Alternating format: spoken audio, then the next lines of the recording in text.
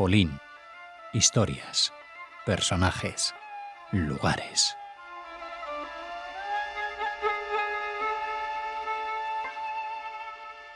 Saludamos a Svieta Borkiewicz. Bienvenida a tu programa, Svieta. Buenos días, buenas tardes y buenas noches. ¿De qué o de quién nos vas a hablar hoy? Hoy viajaremos al norte de Polonia, a la región de Masuria, la región de los 1000 lagos, ¿no? Y concretamente a la ciudad, a una pequeña ciudad, la ciudad de Ełk, que es un nombre bastante complicado, y además está situada a orillas del lago Ełk, que hace millones de años era un antiguo glacial, ¿no? Y entonces la zona esta hace millones de años era la zona de glaciares, por eso ahora quedan pues muchos lagos muy pintorescos, ¿no? Es una ciudad pequeña que está rodeada de bosques y como he dicho, les forma parte de la región de Masuria. Pero ¿por qué quiero hablar de esta ciudad? Porque he leído una información muy interesante. He leído que en esta ciudad, precisamente, en el siglo XIX, se publicó el primer semanario del mundo impreso en hebreo. Y fue precisamente en esta ciudad. Y entonces digo, bueno, voy a buscar más informaciones, pero primero voy a buscar informaciones sobre los judíos de Ełk, porque yo lo confieso que no sabía casi nada, no sabía que había judíos ahí, pero empecé a buscar los datos y encontré algo que yo creo que será interesante para los escuchantes de este programa, ¿no? Para mí, Ełk es una ciudad polaca. Nunca me he parado a pensar que prácticamente hasta el año 1945 y desde sus comienzos, este primero asentamiento y luego ciudad era una ciudad de Prusia Oriental y se llamaba Lich. Y los primeros datos que se conocen son del siglo XIV, que según ellos era un asentamiento construido por los caballeros teutónicos, porque ellos estaban ahí en aquella región. Pero luego sabía que durante la Primera Guerra Mundial, después de la Primera Guerra Mundial, cambiaron las fronteras en aquella zona y Lich, entonces, que tenían 13.000 habitantes, se celebró ahí un plebiscito en Prusia Oriental y los habitantes tenían que decidir si querían quedarse en la República de Weimar o querían entrar en la República Polaca, recién recuperada. Entonces, votaron 8.000 personas y votaron 8.000 personas a favor de la República de Weimar y solamente 8 personas a favor de la República de Polonia, con lo cual Lich siguió formando parte de la República de Weimar, que es comprensible. Pero hablemos del tema que nos interesa, o sea, de la presencia judía en la ciudad. En los datos que se encuentran los archivos, el primer documento habla de los comerciantes que pasaban por ahí. Siempre eran los comerciantes los primeros que llegaban a todos sitios. Y en el siglo XIV, en el siglo XV, hay un documento que habla de la confiscación por parte del administrador teutónico de telas pertenecientes a unos judíos comerciantes de Grodno. Quiere decir que no tenían permiso, a lo mejor no tenían permiso de comerciar en aquella ciudad. Pero en el año 1451, como los judíos traían prosperidad y dinero, entonces el gran maestre teutónico que se llamaba Ludwig von Erlichhausen concedió a 2 judíos lituanos un salvoconducto que les permitía comerciar con Ełk y con sus alrededores. Ełk o Lich, ¿verdad? Y es probable que hubiera más comerciantes que pasaban por aquella zona en aquella época, ¿no? Pero la comunidad empezó a crecer cuando se liberalizaron las leyes referentes a los judíos. Esto fue a principios del siglo XIX, en la época napoleónica, y en la primera mitad, en general, en la primera mitad del siglo XIX. Entonces había ya una comunidad que tenía 90 personas, ya había un cementerio y había una sinagoga. Y luego la comunidad empezó a crecer porque la zona era económicamente importante, interesante, estaba muy cerca de la frontera, entonces facilitaba el comercio internacional y además tenía muy cerca la nueva línea de ferrocarril hasta el Königsberg. Y además los judíos tenían muchos contactos al otro lado de la frontera y se empezaron a organizar, veían en qué condiciones vivían los judíos en la parte rusa ocupada por Rusia, y fundaron, por ejemplo, un comité para apoyar a los judíos que sufrían pobreza en Rusia y en las tierras polacas, en Rusia todavía. Y en el año 1848 se empezó a construir una nueva gran sinagoga, que luego se terminó de construir pues 5 años más tarde. Así que la comunidad estaba creciendo y era una comunidad próspera. Pero ahora volvamos a la causa del programa. En el año 1841 se instaló en Neuk Lazar Lippmann Silbermann, que luego después era rabino en el pueblo, en la ciudad. Y en el año 1856 Silbermann comenzó a publicar el primer semanario del mundo, impreso en hebreo. Se titulaba Hamagid y era en traducción El Predicador, ¿no? Este semanario se centraba principalmente en cosas relacionadas con las comunidades judías, informaciones interesantes para los judíos, pero también incluía traducciones de otros periódicos, incluía algunos ensayos, y fue uno de los primeros con un perfil sionista.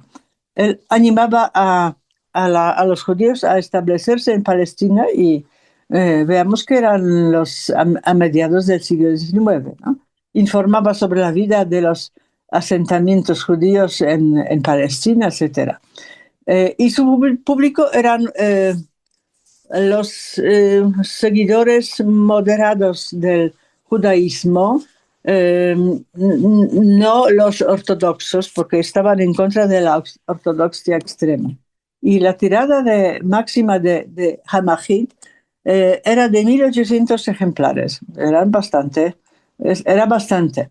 La revista se publicó hasta el año 1891 y llegaba tanto a las grandes metrópolis de Polonia y del Imperio Ruso, Varsovia, Vilna, San Petersburgo, y hasta llegaba a Alemania, en las ciudades alemanas, entonces alemanas, que eran Breslavia, Gdańsk y Berlín alemán.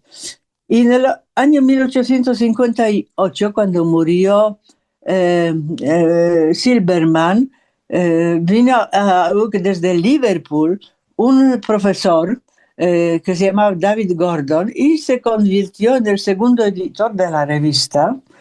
Continuó publicándola cuando murió Silbermann. Pero no es solamente esto. Todavía en el año 1860, Silbermann fundó la editorial Mekise Nirdamim, se llamaba, Los que despiertan a los dormidos, que funcionó en Neuk hasta el año 1885 y después se trasladó a Berlín. Y este editorial era muy importante porque su objetivo era publicar libros y manuscritos hebreos raros, desconocidos, ¿no? Silberman aún al principio publicó la obra, por ejemplo, de Salomón ben Yehuda ibn Gabirol, que conocemos, ibn Gabirol, que fue la primera publicación de Ibn Gabirol, creo que en el norte, ¿no? Además de esta revista, se publicó durante algún tiempo otra revista en hebreo, más tarde, que se llamaba Gan Shan Shuim, pero tampoco se sabe cuándo dejó de publicarse, porque se conservó solamente un ejemplar de la revista de febrero del año 1899. Y luego la historia de la revista fue pues variada y ha cambiado cuando Jacob Fuchs se convirtió en editor jefe, trasladó el periódico a Berlín y después de 2 años la redacción se trasladó a Cracovia. Pero en Cracovia estaba más lejos del centro de Europa y el semanario se volvió un poquito más local, más para la población judía local de Galicia polaca, ¿no? Y luego llegaron problemas en la parte del Imperio Ruso, porque se prohibió la distribución en el Imperio Ruso, lo que afectó las ventas, porque la mayoría de los clientes estaban en la parte oriental, en Rusia, ¿no? En la parte rusa, ocupada por Rusia, ¿no? Y esta revista se publicó hasta el año 1903 y además la última sede de la redacción fue Viena, ni Cracovia ni EUC, sino Viena. Volvamos a la población o la comunidad judía de EUC. El siglo XIX es el siglo más importante, ¿no? Por ejemplo, cuando hemos empezado a hablar, había una comunidad de 90 miembros, de 90 personas. Luego, en el año 1871 ya había 285 personas en la comunidad y en el año 1905 367, que creo que fue el número más alto. Los judíos de EUC pues, se dedicaban principalmente al comercio, al transporte. Había agentes comerciales, restauradores, comerciantes de caballos, incluso profesores de música, incluso gente que tenía tierras y trabajaba tierras, ¿no? Había, no sé, lavanderías, asesores jurídicos, y había también una escuela,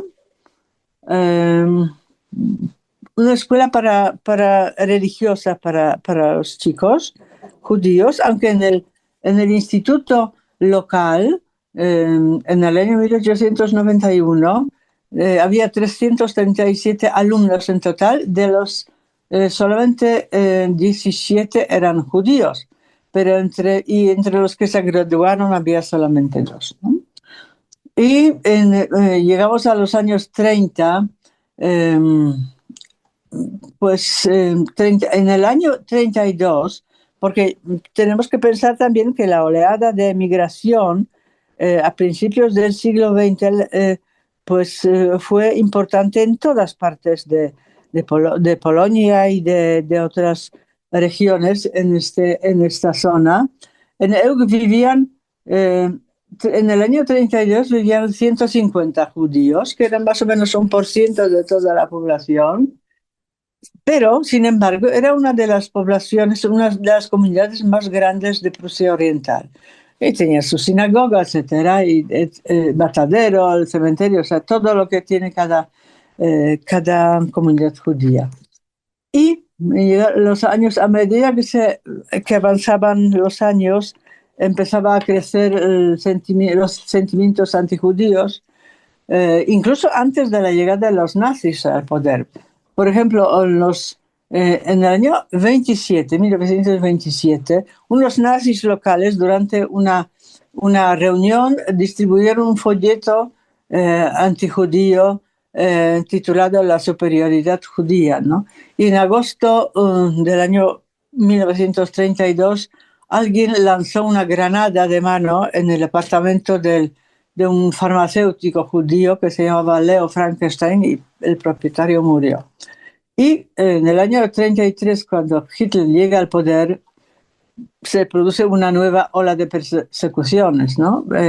En EUC fueron detenidos muchos comerciantes, representantes de profesiones libres, y bueno, y la gota que colmó el vaso fueron los acontecimientos de la noche de los cristales rotos, durante la cual se incendiaron la sinagoga y saquearon las tiendas, como en muchas otras ciudades. Así que el ambiente se volvió insoportable, y los que pudieron emigrar a tiempo fuera de Alemania o fuera de Prusia, pues tuvieron suerte, fuera de Prusia Oriental, pero la mayoría emigró a Berlín pensando que ahí encontrarían mejor ambiente, pero sabemos que ocurrió después.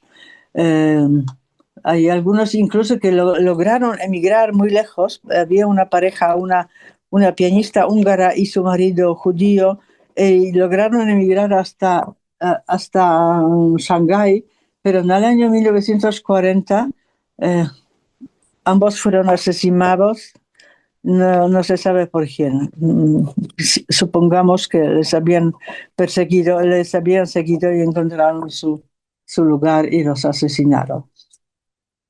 Muchos habitantes judíos de EUC fueron asesinados en los campos de concentración, de exterminio, Auschwitz, Treblinka, Sachsenhausen, Stutthof, etc. Y otros estuvieron en los guetos. Por ejemplo, en Varsovia, en Riga, en Łódź, había judíos de EUC.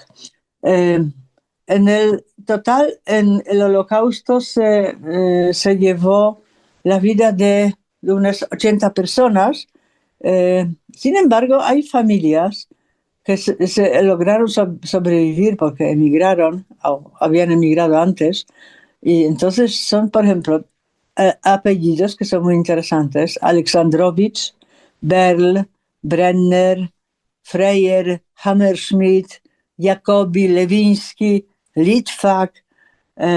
Son familias judías de EUC que sobrevivieron. Así que si conocemos a alguien con este apellido, con uno de estos apellidos, puede ser que su familia haya llegado al lugar donde residen ahora, pues habían llegado de EUC, ¿verdad? Esta es más o menos la historia de EUC y de sus ciudadanos judíos. Pues tan apasionante y tan interesante como siempre. Gracias por compartir con nosotras tus lecturas, tus investigaciones, con nosotras y con nosotros. Y te esperamos en el próximo Polín Judíos Polacos. Muchas gracias, Elżbieta. Gracias.